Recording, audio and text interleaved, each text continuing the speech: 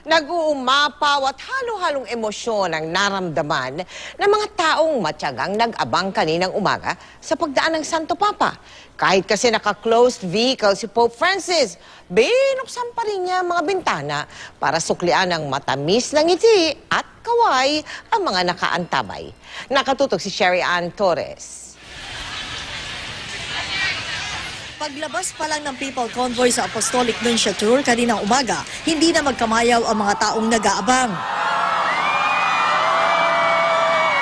Kung ang ibang heads of state, mga luxury car at limousine ang ginagamit kapag bumibisita sa ibang bansa, ang Santo Papa, isang simpleng Volkswagen Touran ang ginamit. Hindi raw ito bulletproof at hindi rin tinted ang salamin. Closed vehicle dapat ang motorcade na todo gwardyado ng mga pulis at Vatican security.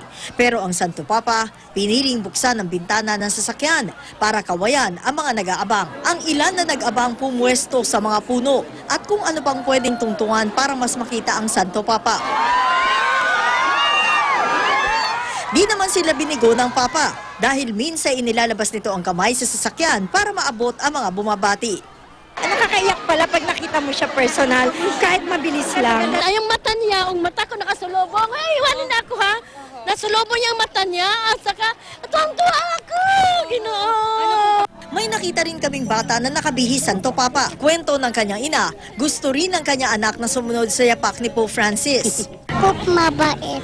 May ilan namang matandang hinimatay sa pagod dahil naglakad pa raw na malayo para lang makarating sa daraanan ng motorcade ng Santo Papa. Pagkatapos na aktibidad sa Malacanang, nagpalit ng sasakyan ng Papa at muling ginamit ang Pope Mobile sa motorcade patungo Manila Cathedral. Ang mga tiniis ang sikat na araw para matanaw ang Santo Papa, inulan naman pagsapit ng 1:00 ng hapon.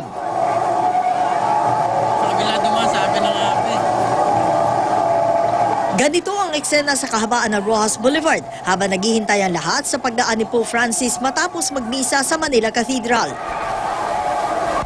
Ang ibang nakitakbo, mga foreigner pa. Natigil lang ang palipat-lipat ng kalsada nang makita na ng lahat ang pinakaulo ng convoy ng Santo Papa.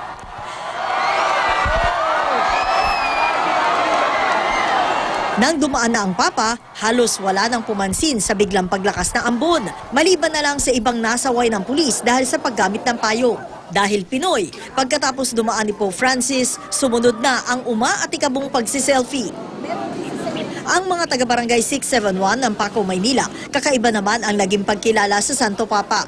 Gawa nila ang portrait na ito na yari sa pinagdikit-dikit na tansan. Yun po ang naisip namin, mangulik po kami ng tansan para rin po makatulong din po sa barangay namin na malinis yung mga kalat na nakakalat na tans sa bawat tindahan. Kinolekta po namin yun. Pinararating po namin yung pagmamahal namin kay Papa. Pumunta rito sa Pilipinas para makita yung mga Filipino people na nagmamahal sa kanya, lalo na yung mga Katoliko at mga victims ng mga Yolanda. Sherry Ann Torres, Nakatutok, 24 Oras.